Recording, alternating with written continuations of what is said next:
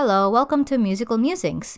This is Cinta speaking, and today we're rapidly reviewing Irene and Seulgi's new EP, Monster. This is the first EP from Red Velvet's first subunit, and it is no surprise that it consists of Red Velvet's most famous members, Irene and Seulgi. Let's dive in!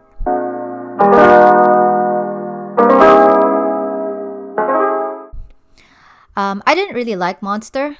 There was a lot going on, but it sounds kind of underwhelming to me regardless. It actually sounds more like something EXO would release and isn't really specific to Irene and Seulgi themselves, which is a shame considering that I feel like they have much to offer in terms of personality.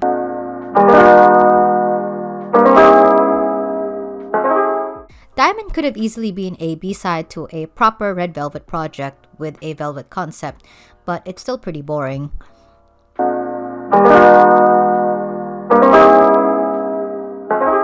Feel Good is a lot more interesting production-wise, but it still feels like it lacks something. I'm not entirely sure what.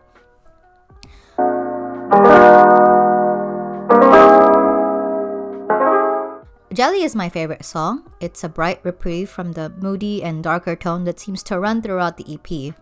The horns serve as a pleasant little touch that livens up the track. I will admit that I wish they kept this as a Red Velvet track instead, because the vocal harmonies feel lacking with just two voices.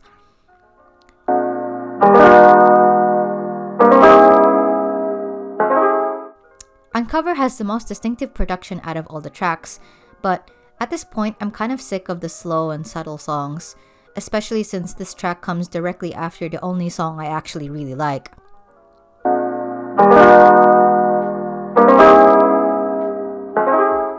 Overall, I guess this is the direction they went with because they felt that Irene and Seulgi suited an R&B concept better, and these are pretty decent R&B songs.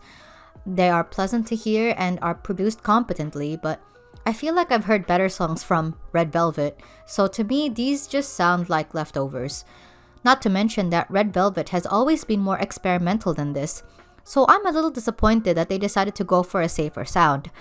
I feel like they could have afforded to be bolder than this.